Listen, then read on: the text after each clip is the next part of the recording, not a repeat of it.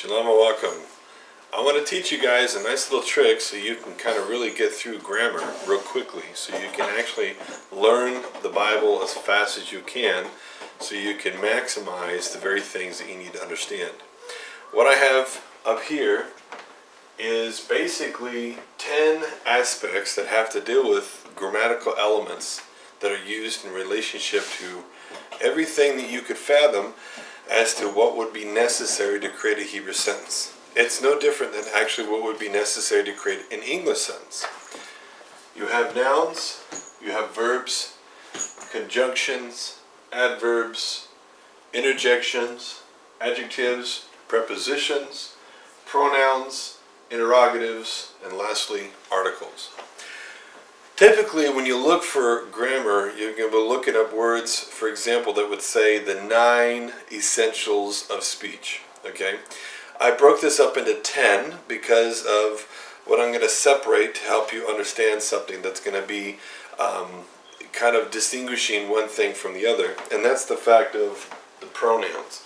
When you take the pronouns and you take them away from the nouns, because obviously pronouns are nouns, the thing you have to remember with regard to pronouns is you have different types of pronouns. You have demonstrative pronouns and you have regular pronouns that just replace a noun, such as he, she, they. Okay? So, if you want to seriously maximize your learning of Hebrew, if you want to seriously maximize your understanding of the Hebrew language, then I suggest you do exactly these very things, which will absolutely accelerate your ability to learn Hebrew. Okay? So what you're going to do is, you're going to map out exactly what I'm putting here. Okay? You're going to put nouns, verbs, conjunctions, adverbs, interjections, adjectives, prepositions, pronouns, interrogatives, and articles. And now I'm going to describe to you what you're going to basically be seeing in relationship to this as numbering it based upon repetition. Okay? Repetition and importance. Okay? So what we're going to see here, for example, is all of these have words that are associated to each of these things. Okay? However, one of the highest repetitions of words, which is going to very much change your identification of how you're going to be looking at Hebrew, is understanding what is the most multiplying ability of seeing things consistently over and over again in a sentence, is going to be number 10, nouns. You will have more nouns in the Hebrew language, just like you have more nouns in the English language, than you're going to have of any other of the 9 elements of speech. Now remember, I broke this down to 10 because I'm separating pronouns with nouns. Okay? So if you were to sit there and say, what is going to be the highest repetition of word usages, you're going to say it will be nouns, because nouns cover a huge portion of different words that you're going to see all throughout the sentences. Okay? The next highest repetition is going to be verbs. Verbs are going to consist of the highest, right underneath nouns, of usages of what you're going to find repeatedly changing all throughout your Hebrew reading. So if you can know the laws of how nouns function, and how they're to be looked, and how they are to be written, and what kind of things can take place with relationship to nouns, you can identify nouns pretty quick. If you can memorize the verbs and how verbs are to be written and how verbs are to look, you can easily identify verbs quickly as well. The next thing we're going to have is conjunctions. These are the ones that you're going to want to memorize just plain and simple. You're going to want to know these words, you're going to want to memorize these words, you're going to want to put these words to heart, because if you can memorize all your conjunctions, it will eliminate what words you really don't understand. Okay? The next one you're going to have is adverbs. Okay? This is going to be if we're going to talk about repetition, it should be adjectives. I should have gone to that first. Adjectives is going to be your next highest repetition of multiplicity of words. Okay? So your adjectives is going to be next. Underneath adjectives, you're going to have adverbs. That's also going to be your next highest form of multiplicity of words. So after adjectives, you're going to go to adverbs. From adverbs, you're going to go to the next one, which is prepositions. So you're going to see more prepositions, for example, than you're going to see predominantly of conjunctions. Okay? And you have to realize the fact that you have just such a multiplying ability with prepositions.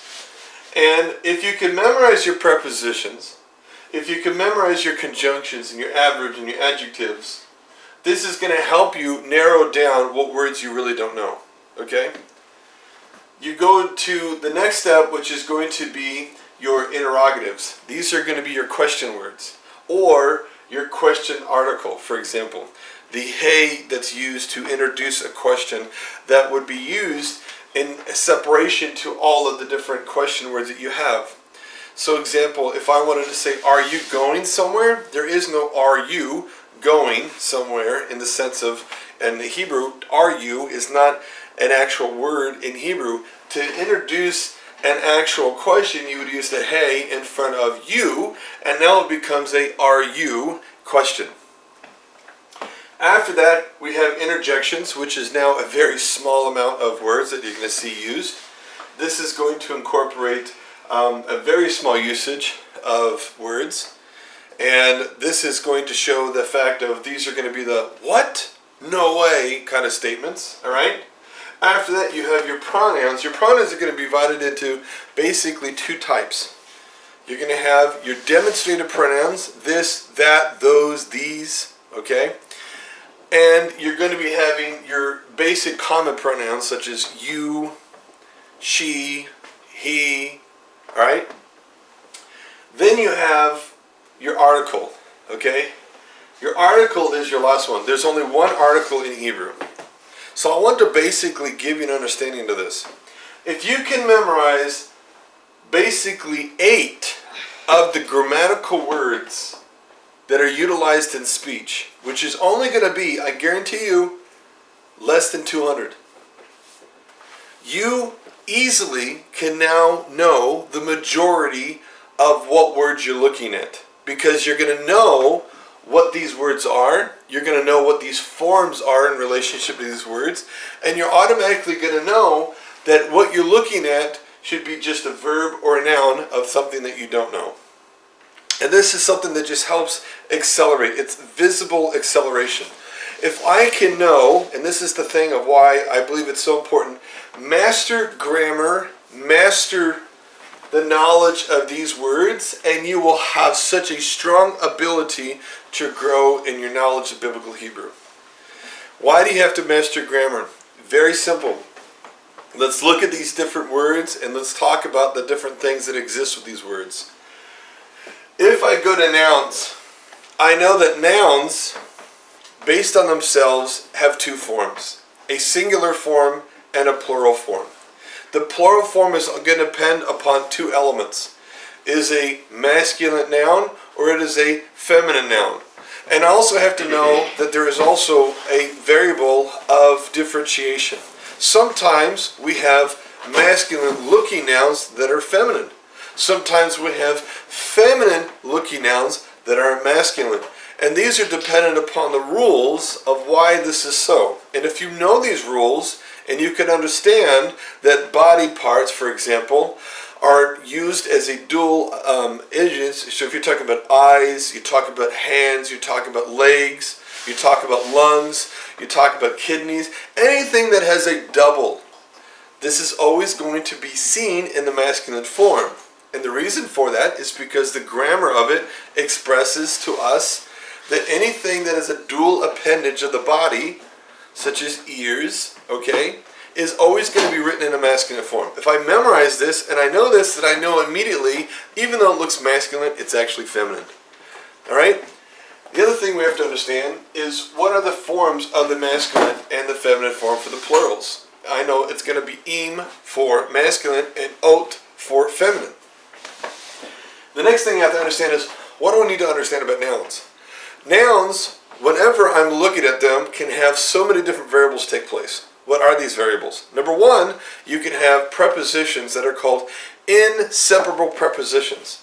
These are letters, okay, such as lamed, mem, kaf, and these letters can only be attached to nouns. Why they're called inseparable? Because by themselves they cannot exist as a preposition.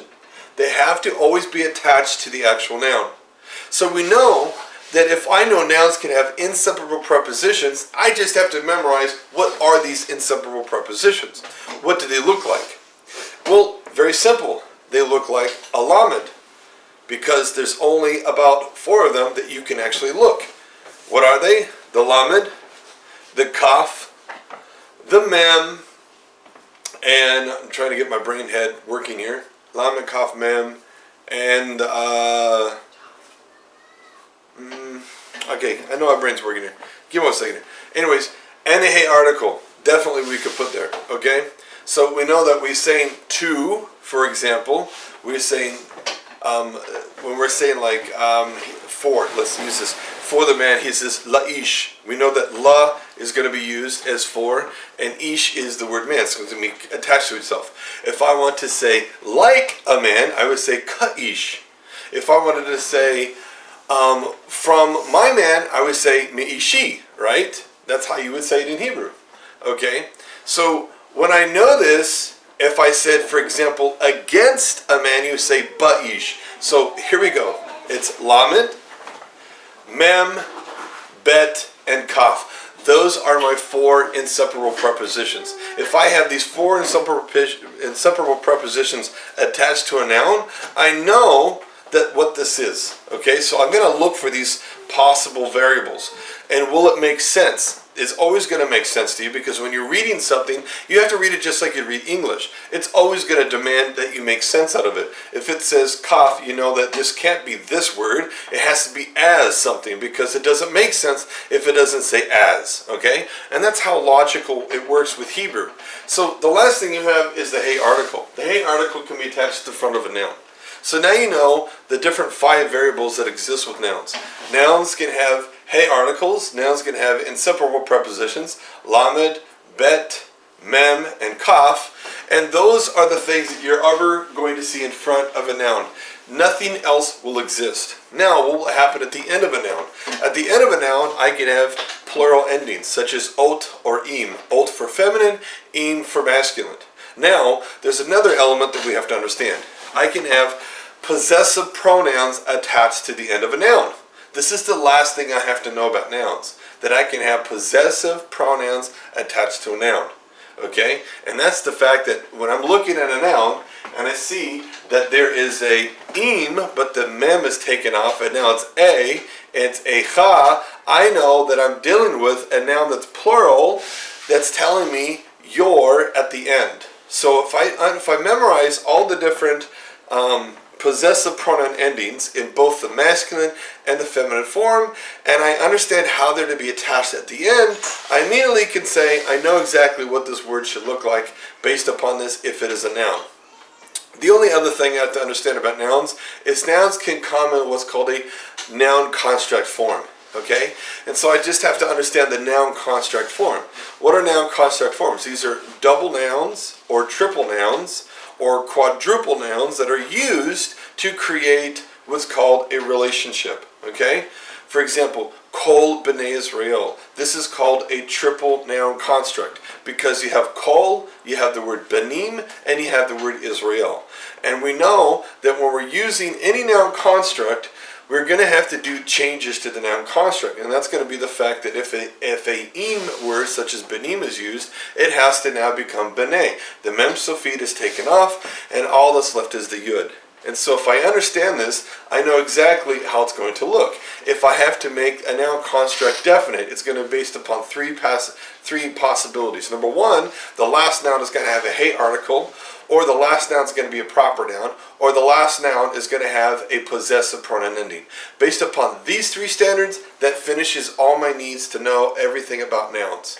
If I can memorize these things and put these things to my head and know these things by heart, I immediately have the ability to operate in knowing how nouns function and work. And this is an important thing to understand and know, because knowing these things is going to help eliminate all the problems you would have when it comes to word identification. Okay?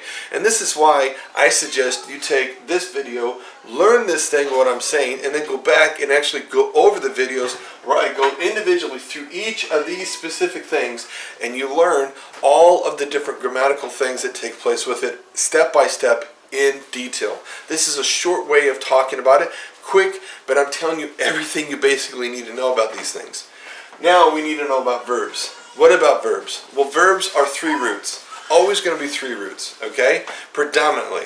If they're not, when we have a 2 root, this is what's called a father root, okay? That means this is the main root letter that is in it. And we're going to see this, that this is going to be this thing that we're going to see time to time, but predominantly we're going to be understanding the 3 roots, and the 3 roots are basically going to be based upon these different parameters. We either have a yud in the front.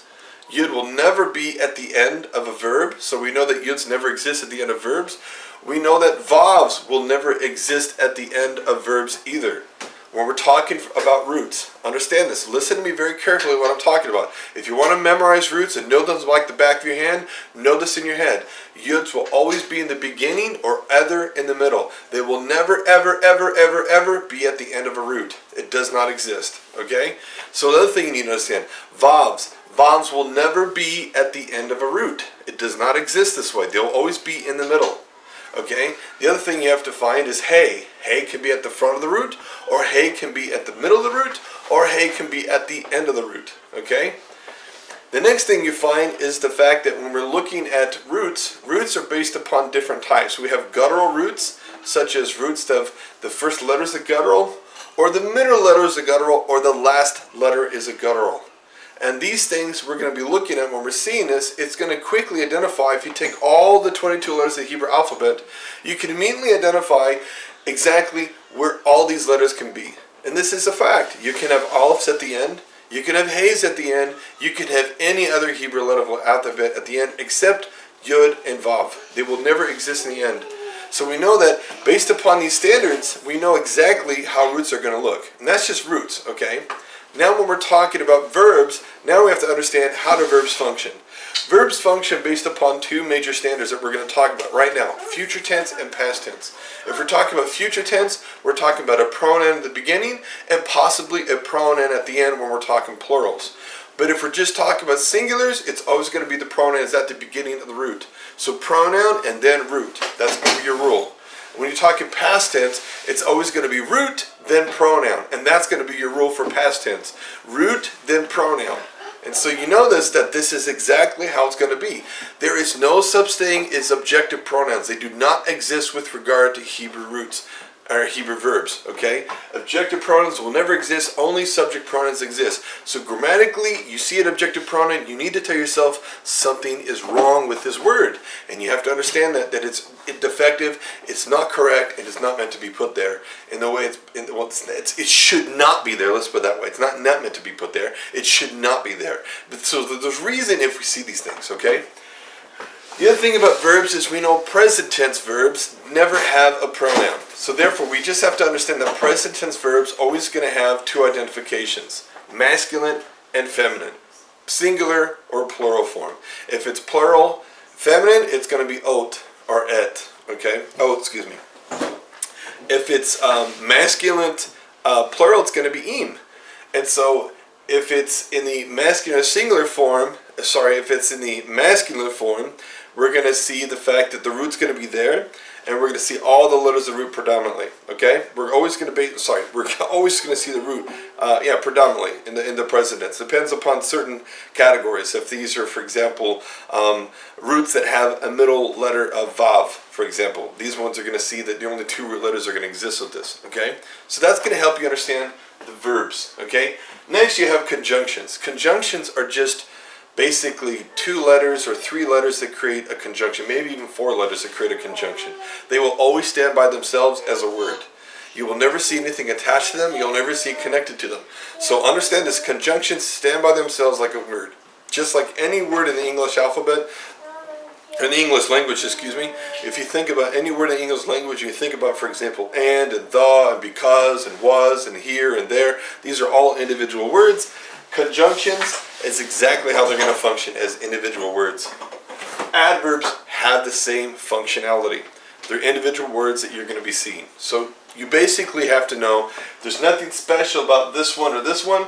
That's just how they are. What you see is what you get. Okay?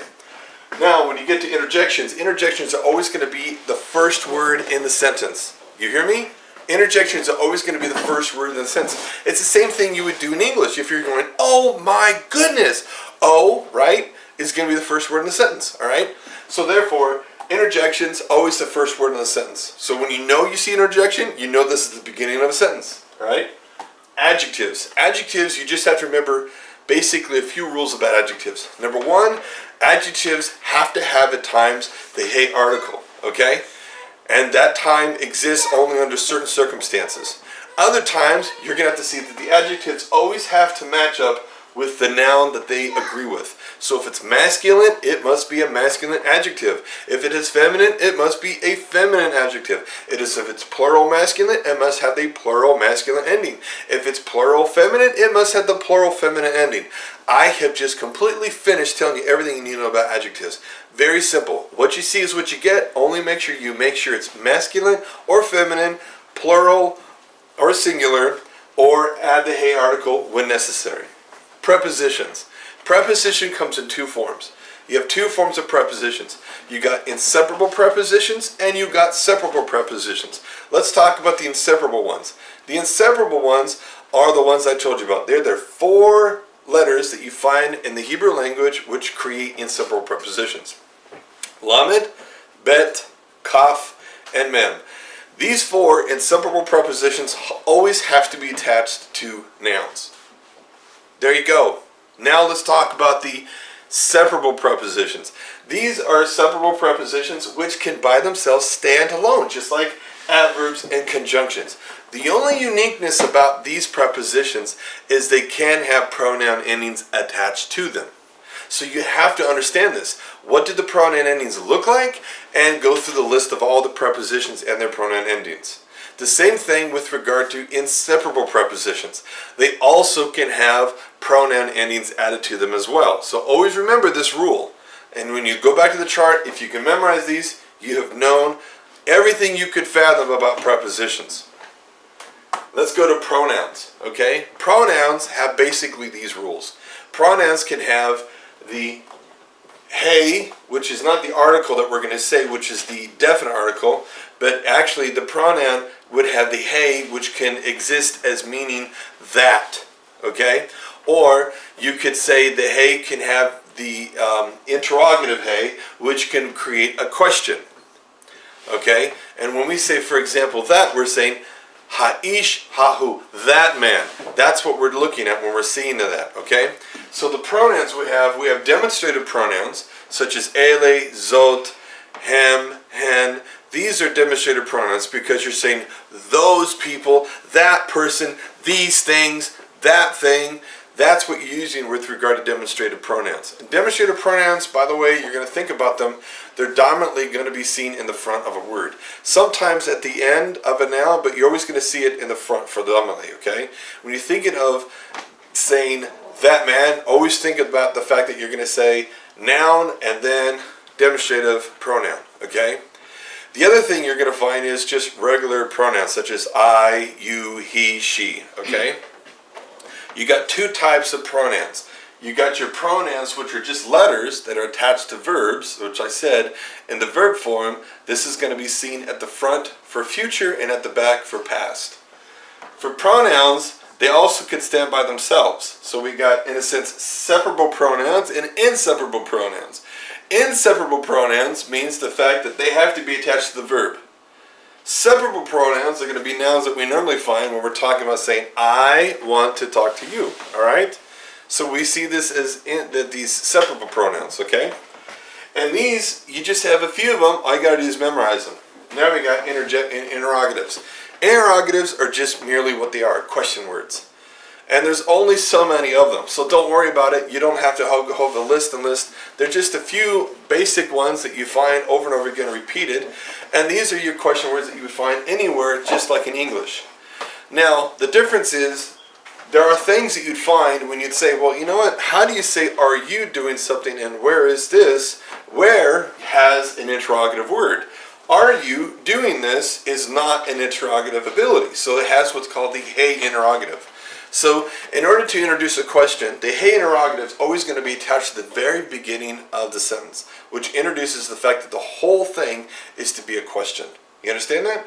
And once you see that, you immediately say, oh, he's asking a question. Why? Because the hey interrogative is at the beginning of the sentence, and it's making the whole statement one big question.